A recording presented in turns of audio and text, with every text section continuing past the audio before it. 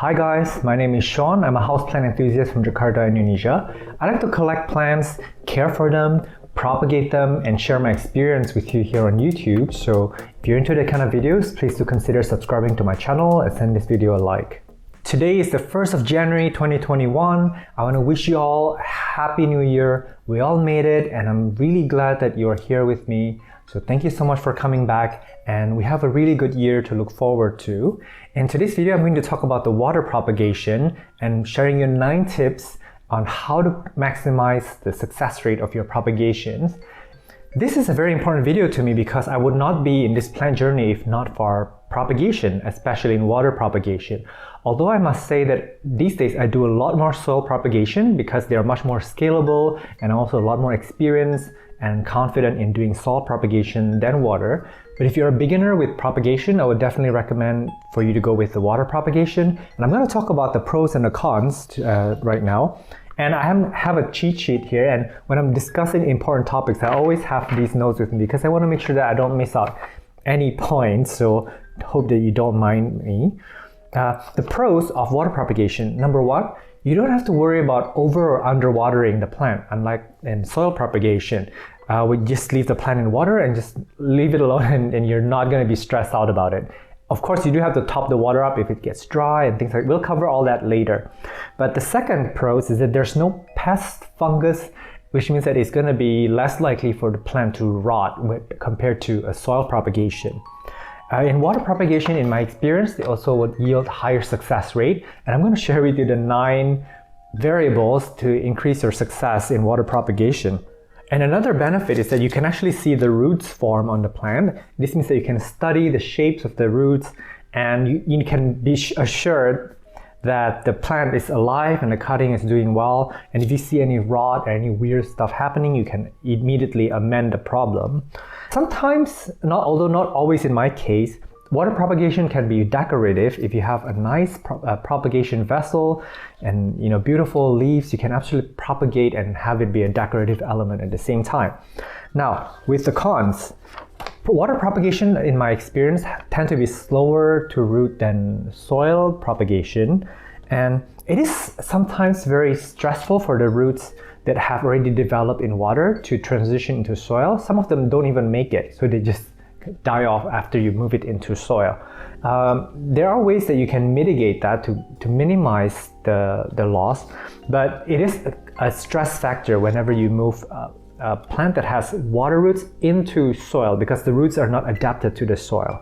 And the last con for water propagation that I can think of is that there's actually a lot of setup time, which is why I don't really do it anymore. First of all, you have to find a water vessel, you have to fill it up, you have to propagate it, and then when it's rooted, you do have to mix your potting mix, put the plant in, pot it up, and wait some more. That's actually a very lengthy process compared to if I just did soil propagation and just stick the cuttings right into soil and just wait and just water it and make sure that it's not, of course, not overwatered or underwatered, because that is a challenge for soil propagation. I will definitely do a video on that another time, but it is a little bit more challenging, but it's also faster. You actually need less time if you're experienced with keeping the soil moisture just right for the cuttings. So I'm going to start with the 9 factors. I'm going to start with the least important to the most important. Number 9 would be clean leaves. So when you have a cutting, make sure that you clean the leaves because sometimes they can have hard water stains, sometimes they can be harboring pests or fungus. So you can just jet spray it with water, or if you have like neem oil or any kind of insecticidal soap, do wash the leaves up and give it a thorough rinse, because this will make sure that there's no pests present in your propagation station. Because I've actually had spider mites infest my whole propagation station, and when plants are propagating, they're very sensitive, so like they don't really recover that well from a spider mite attack compared to like live plant. The next factor would be humidity. I believe that humidity don't play such an important role in water propagation. I find that they're a little bit more useful when you're doing soil propagation, probably because you do need to, when you seal the humidity within the plant, you're also sealing the roots humidity, which means that the roots are going to thrive in that humid environment. However, when you're doing water propagation, the roots are going to be in the water anyway, so humidity is not really going to affect it that much. Before I talk about the next variable, I need to discuss that. First of all, after you cut a plant and you propagate it in water, the plant is going to release a hormone in the water that will promote root growth.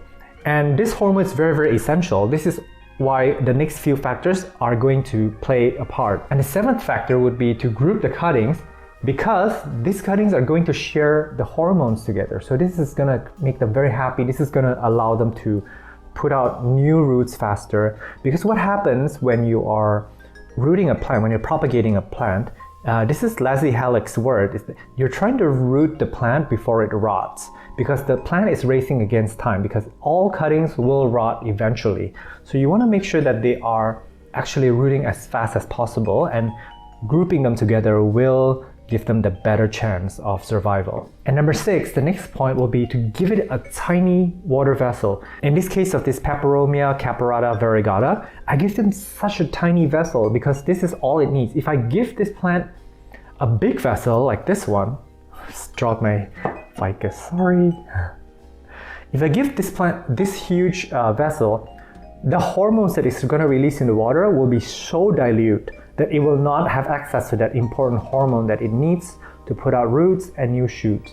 So this will absolutely rot in this situation. It will not root that well. So give your plants tight, small vessel and a tiny amount of water. As you can see here, this is another cutting that's in very, very tiny amounts of water. This is a Philodendron atabapoense. Yeah, and then this Monstera is also in a tiny amount of water, as you can see here, and it's rooting really beautifully. Actually, from this plant, I want to quickly show you that there's a node here, and this node here where you can see a bump is where the variegation actually hits the node. That will be a proof that this next leaf will be variegated. So a lot of you guys have been reaching out to me about buying variegated Monsteras, and a lot of the times the nodes don't even have variegation, so the next leaf is going to be all green, or in some cases even all white. So when you're buying your Monsteras, keep that in mind to check the next node down. So the next factor would be your water quality. You actually don't need any fancy water, and I don't ever use vitamin B1, hormones, or any fertilizer in my propagation water. In fact, I have a feeling that sometimes when you put chemical fertilizer, it will burn the plant, it will burn the roots. If you put some organic fertilizer in here, you may rot the plant, because organic fertilizers are going to invite some bacteria and fungus to the plant as well, especially if the roots are not really absorbing that nutrients properly. Sometimes your water may contain bad minerals for the plants as well. Fortunately for me, like my tap water is from groundwater and I don't really have any harmful minerals or chemicals in there that might decimate the plant cutting. So if you have repeated failure with your cuttings in water, do check your water quality, because that might be an issue. If that's the case, I would recommend for you to propagate your plant in mineral water, like the bottled water basically. Number 4, do not change your water. Leave the cutting in there, let the water get cloudy, and sometimes the water can get a little bit slimy green. That's fine. You want to saturate the water with the natural rooting hormone that the cutting is leaving in the water. If you keep changing it every few days or every week, the hormone's going to get washed away, and with fresh water, the plant has to put out new hormones, and that's going to increase the failure rate of the propagation. When you find that water evaporates from the cutting, just top it up. I go around with my water propagation every 2 to 3 days, and I just top up everything. But keep in mind, you don't want to have too much water in your vessel. Just keep it at a low level. The next factor, number 3, would be to propagate your plant from a healthy leaf. This means that you don't want to propagate a plant from a leaf that is sick, that is already limp or halfway dead. So you want to just take the cuttings off any plant. In this case, this is a Peperomia, and I took it off a really healthy vine. And as you can see, this plant is even flowering now for me, because it was a healthy tip cutting to begin with, and it's rooted so beautifully too. And I see a new growth on the bottom. Very, very cute. Yeah, so do not take a sick leaf or disease or pest-ridden leaf. And the next factor, number 3, would be to take your leaf cutting from a well-fed leaf. This means that you want to take it a day after you've watered or fertilized the plant. This is to make sure that the plant has enough energy stored up in their stems, in their leaf, to have it push out roots before it rot off. I actually fertilize the plant sometimes when I remember to, about a day or two before I propagate it. And number one, the most important thing, give your cuttings good light, bright indirect light usually. So depending on where the parent has been, you don't want to have the plant be in stress. For example, if the plant has been living in low light, you don't want to take the cutting into direct sunlight immediately because the new leaf would be used to the low light situation. So you want to keep the cutting around the same light level as the parent plant, but you may also want to try to bump up the brightness a little bit because the cuttings will actually need the sunlight to push out the new roots and to photosynthesize because it is still photosynthesizing. So it does require sunlight. So if you put your cuttings in a dark spot, it's not going to really root for you. And in this case, I have this leaf going like all around the vessel here, which means that if I get light from this side, the back is going to be dark. Just keep that in mind. So I try to keep my cuttings facing the right way. So just be a little bit more sensitive to your plant, to your leaf, that they all need to get good light. So some additional tips. Number one, do you need rooting hormones? I would say for the most part, no, you don't. However, if you're propagating very, very woody stems like ficus or something that has like a tree, like a hard woody stem, those are gonna root slowly and there's a high chance of rot. So I would 100% use rooting hormones for those. But for most of our philodendrons, monsteras and all that, we don't really need any rooting hormone. Or in my experience, I've done just fine without it. And if I can be honest with you, my success rate with water propagation has been around, I would say 90% across all species, which I think is pretty good enough. And when you're cutting up a lot of like your aroids, like your pothos and your philodendrons, you'll notice that sometimes the nodes have only tiny bits of aerial roots, and some of them have really developed aerial roots. Now, I would recommend that for those plants that have tiny aerial roots to begin with, do not propagate them in soil because they are most likely going to die off. They do way better in water. If you're feeling a little bit adventurous, I would definitely recommend for you to try both water and soil propagation and see which one works for you because everybody's a little bit different and everybody's techniques are different. And this is what makes plant care and propagation so interesting, is because there's more than one way to reach your goals. There's more than one way to skin a cat. If you're a beginner with water propagation, here are some species that I recommend for you to water propagate in because they will help build your confidence. They're very easy, such as the Monstera deliciosa, your Epipremnum pothos, your Tradescantia zebrina.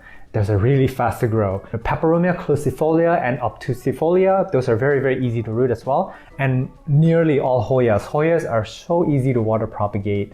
And I recommend for you to definitely try at least one of these, each of these species. Let me recap quickly for you the steps for successful water propagation.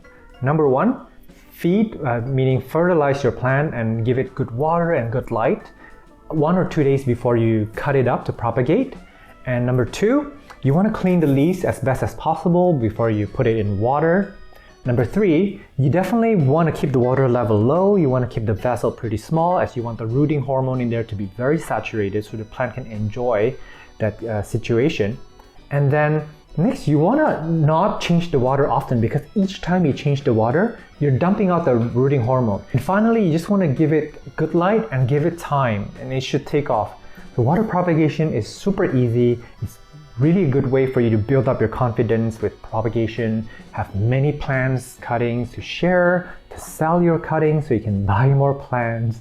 So yeah, if you have any tips on water propagation or any questions about it, please do comment down below. You can also DM me at botanist on Instagram. I'll try my best to get back to you. Meanwhile, do take care and stay safe. I will see you in the next video. Bye.